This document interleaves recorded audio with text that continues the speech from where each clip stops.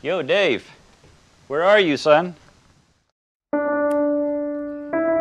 have a voice that talks to me all the time. That at first, you know, that I didn't know what it was at first. Well, it's a part of me. There's activity in part of my brain that other people don't have, and it will call names, it will say stupid things that I get mad at because I don't want to hear them. You know, why would anybody want to hear somebody talking in your ear?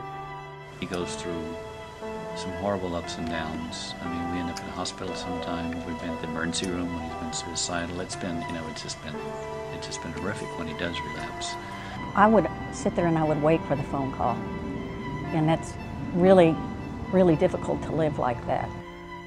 You know, I would hear reports about David that he was living on the streets, or that he had this terrible crack addiction, and he was self-medicating because of his mental illness, and there was a really long time where, and you know, at the same time he was also developing into this extraordinary painter. Gotta be, and when you soldier up and you can never contest for what you feel, just a prodigy.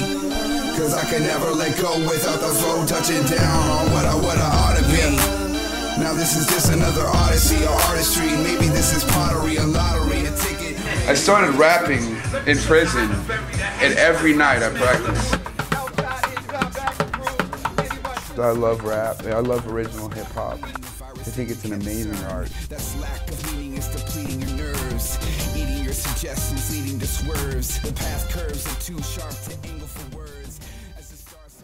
I'm going to give you a story of survival, of conquering something that's unseen, and of conquering schizophrenia, of coming out on the other side in an amazing place. My mental illness got worse and worse until there was a point when water started dripping, and I heard voices in the water. I heard voices speaking to me in water, and it was like what sounds like words would become the words, and there was no difference. So they decided, well, on probation, we're going to take him to Safe P.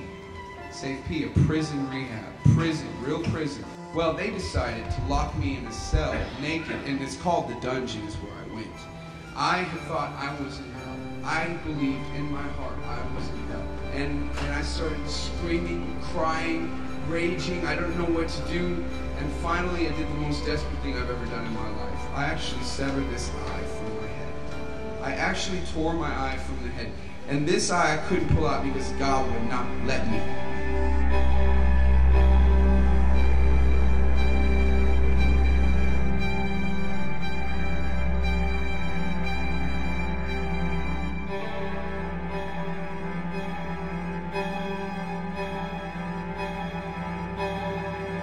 If there's no point to all these things I've been through, if there's no ending, if there's no person I'm helping from all this stuff I've gone through, if there's no meaning to it all, what do we have, you know?